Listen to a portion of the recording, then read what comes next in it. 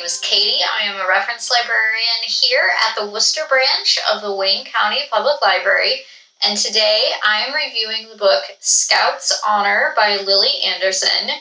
So what drew me to this book was this precious cover.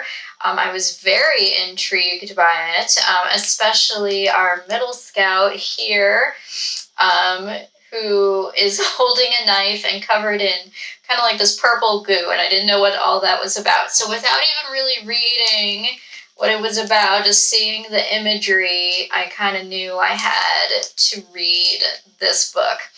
So this story follows Prudence Perry. She's also called Prue, and she is our middle scout that initially intrigued me. Prue is a legacy Ladybird Scout in Connecticut. So she quit the Scouts a couple of years ago when her best friend Molly died while on a scouting excursion. Since Molly's death, which was violent, Prue has suffered from PTSD and panic attacks, but she's finally starting to feel more in control.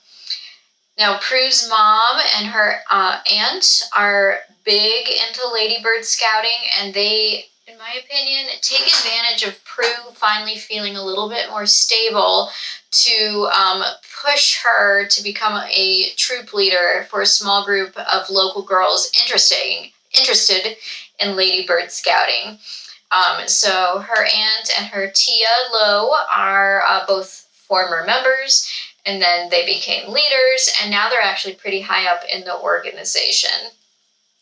Now, readers will quickly discover that the Ladybird Scouts are way different than who they call the cookie pushers. My daughter is a cookie pusher, and that might have also inspired me to pick this up. So the Ladybird Scouts don't earn patches, they earn charms. They go on a charm bracelet, and they earn these charms for doing traditionally feminine crafts, but then also helping the community. Prue and her group actually fight against the idea of gender roles in what they can earn the patches for, but they do a lot of really good things. Planting a garden for the community, they do a lot of knitting, they run canned food drives, host tea parties, and so on. However, we learn that the Ladybird Scouts are actually a secret society dedicated to the elimination of mulligrubs. And those are interdimensional parasites that feast on human emotions like anger and sadness. So if fed enough, the mulligrubs can actually turn carnivorous, and then they'll start trying to eat the humans, and that's really bad. And so the Ladybird Scouts are trained in how to get rid of these, especially before they start eating hikers who can't see them. So, masquerading as these prim and proper ladies in a social organization, the Ladybirds are behind the scenes brewing potions, masked as tea, and using knitting needles as daggers, at least until they are able to graduate to swords and axes. Now, Prue does reluctantly agree to rejoin the Ladybird Scouts as the leader, and I won't give away too much in regards to her reasoning for wanting to do this. But when she does that, we get to meet her initiates. They are Avi, Kelsey, Paz, and Sasha, who is also called the Beast. Sasha is hilarious and probably my favorite character. So training her baby birds involves, of course, teaching the girls to knit, which is the cornerstone of Ladybird Scouting, at least the public view of it. They host a car wash, they do a lot of baking, and then of course she teaches them the best practices for killing the various types of grubs.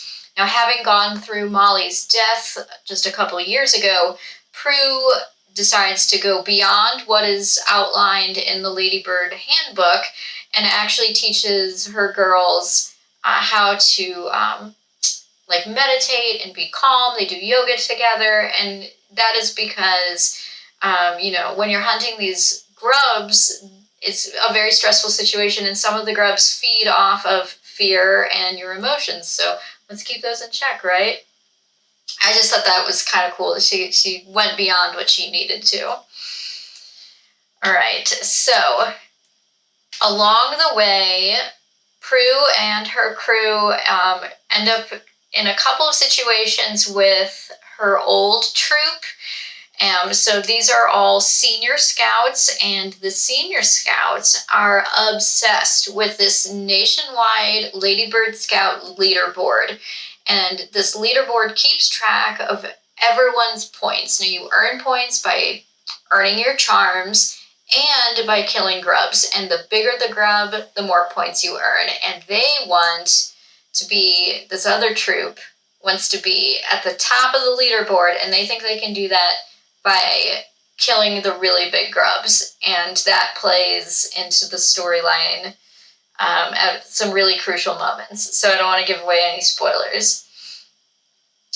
Now, eventually, her baby birds graduate to earn their steel. And once you earn your steel, that does mean you can use the big-time weapons. And but Prue is still worried, are they truly ready to fight on their own? These big-time carnivorous grubs. She knows that they can handle the little ones. But what about a grub that has been recently spotted and killed another scout from a different troop that is supposedly bigger than one anyone has ever seen in the United States? So a lot of worry about her girls' safety. So I really liked how the novel explored family obligations and parental expectations. I also really liked getting to know the baby birds and their unique personalities. They were super supportive of each other, and I really enjoyed their growing friendships with both one another and with Prue. The one character I would say that I didn't like was Prue's mom. She kind of more or less forces Prue to go back into Scouts, regardless of Prue's feelings on it and regardless of what Prue's therapist has to say on the matter. And I guess I was just disappointed that the mom's actions are never addressed as more than what Prue is experiencing and how it's further traumatizing her. But that's just one little quip. And so all in all, this was a fun book that would be perfect for someone who is looking for something light and campy to read. Thanks for joining me.